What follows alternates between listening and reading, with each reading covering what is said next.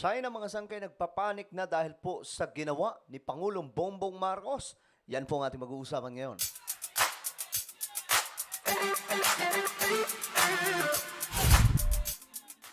Hey guys, what's up? This is me, Sangkay Janjan. I'm back for another vlog today. At ayun nga po, pag-usapan po natin yung mga sangkay itong bagong naging aksyon ni Pangulong Bongbong Marcos na pinag-uusapan na po sa international media against China. Matindi ito mga sangkay dahil nga po tila nagpanik po dito ang bansang China. At hindi po natin anong susunod nilang, hindi po natin alam kung anong susunod nilang magiging aksyon. Pero dito kasi mga sangkay, nagpakita po sila ng kakaibang reaksyon. Nagpapanik na po sila ngayon mga sangkay. Well, tingnan po natin itong balita sa international. But anyway, before we start guys, paki-subscribe po muna yung ating YouTube channel. Tayo po ay 1.34 million subscribers na dito sa YouTube. So kung hindi po nakakapag-subscribe, click the subscribe down below, click the bell, and click all. Sa mga nanonood naman po sa Facebook, i-follow nyo po yung ating Facebook page. At sa mga solid sangkay, syempre, kung ikaw ay solid sangkay na nanonood ngayon, mag-comment po kayo ng hashtag solid sangkay kasama po inyong mga lokasyon o inyong mga lugar. Ngayon, ito kasi mga sangkay. Tingnan po natin ang update. International news. Beijing vows to defend South China Sea.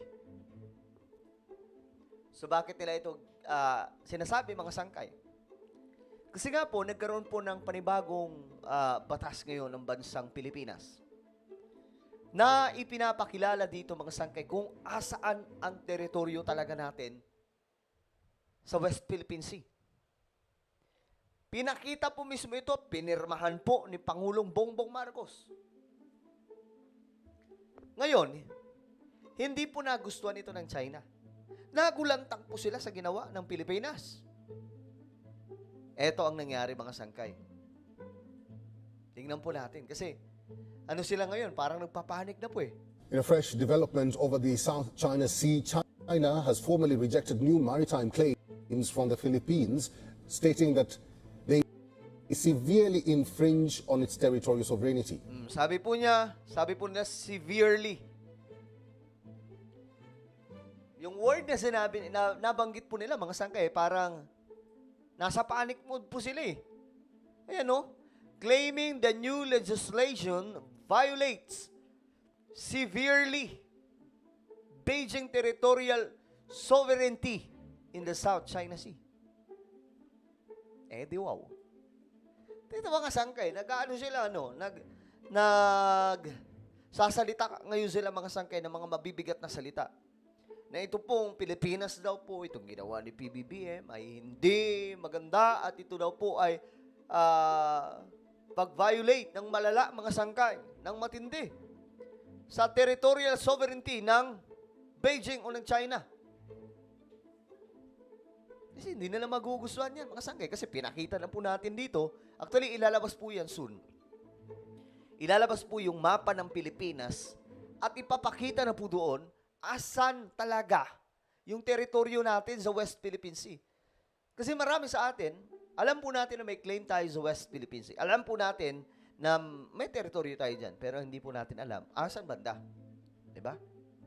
Hindi po natin alam yan mga sangkay, gaano eh. Siguro kung may nakakaalam lang, ilan lang. So ngayon, mga sangkay, sa panibagong batas, magkakaalaman na. Malalaman na po ng mga Pilipino asan talaga yung sa atin, mga sangkay. This comes after Philippine President Ferdinand Marcos Jr. signed legislation to define the country's maritime entitlements and establish sea lanes. And establish sea lane. At yung territorial, yung natin mga sangkay, tinatawag na exclusive economic zone, pinapakita na po dito mga sangkay. Pinermahan na po mismo ng ating Pangulo. Ibig sabihin, malalaman na ngayon ng mga Pilipino. Ayaw po niya ng China. Ayaw ng China niyan eh. Kasi, syempre, ginagawa nga po nila ang lahat ngayon para ma-demonize po. No? Itong bansa natin, bansa natin pagdating po sa territorial claim po natin dyan sa West Philippine Sea. Gusto po nila na itong mga Pilipino, mga kababayan po natin, maniwala sa kanila at hindi maniwala sa gobyerno natin. ba mga sangkay, garapalan na po yung kanilang ginagawa ngayon, mga sangkay.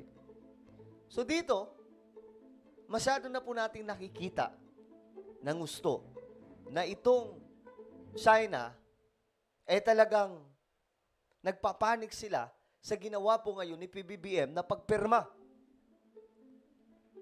tungkol po dito sa panibagong batas na magpapakita po sa atin mga sangkay kung asan po yung Philippine Maritime Claims. Asan po ba yung teritoryo talaga natin? Aimed at reinforcing Philippine sovereignty. Kamusta kaya dyan yung mga mga anti-government na pro-China? O, ayan, mga sangkay. Grabe, laki ng China no? Tingnan nyo man. Laki ng China, ang liit lang po ng Pilipinas.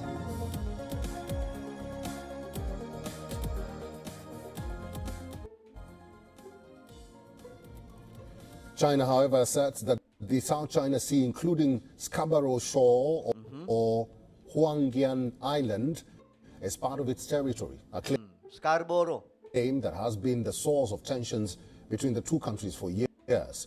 In a statement, China's foreign ministry announced a baseline of territorial waters around Scarborough Shoal, promising to take all necessary measures to Nangako daw po, nagagawin ang lahat mga sangkay para daw po madepensa ng kanilang teritoryo.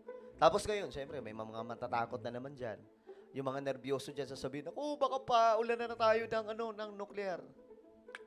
Guys, ako for me, naniniwala akong hindi po o walang balak itong China makipaggera. Maliban na lang kung gigipitin sila. Pero sa pagkakataong ito, sila ang nanggigipit, mga sangkay. Bakit? Gusto nilang akuin lahat ng lahat ng teritoryo natin sa West Philippine Sea. Ngayon, mga sangkay, ang China ay malagong bansa. Kung makikipaggera sila, halimbawa, lulusubin tayo ng China, sino mga kalaban nila? Napakarami mga sangkay, napapalibutan po sila. Andyan yung South Korea, andyan yung India, andyan po yung Japan na matagal na po nanggigigil sa kanila. May US pa. So talagang magkakaproblema po dito yung China ng gusto at malaki po ang mawawala sa kanila. Malago na pa naman yung kanilang bansa. Ilang taon po nilang pinag-igihan yan para lang maging mayaman ng China. Pero mga sangkay, magtatapos lang ng ganun kung makikipaggera sila. Diba? So hindi po ganun kadali ang desisyon ng makipaggera. Diba? defend its claims. China's Coast Guard has also accused the Philippines of sending military vessels into the area and engaging in illegal fishing. The Philippines, backed by a 2016 international ruling, maintains that the area lies within its exclusive economic zone, with the U.S. supporting Manila. Global attention is on this strategic region as the disputes continue to escalate. Okay, so ano ang inyong opinion dyan, mga sangkay? Ginawa ni PBBM na pagpirma sa Philippine Maritime Claims po natin, isang batas, mga sangkay, na magpapakita kung asan po talaga yung teritoryo natin. Kasi may mga nagsasabi na lalo daw po tayong gigipitin ng China. Well, pwede mangyari yun. Possible. Pero ang kailangan gawin ng Pilipinas, mas maging matibay. Palagan. Halimbawa na lang mga sangkay, pasiritan na naman po tayo ng tubig. Hindi pasiritan din po ng Pilipinas.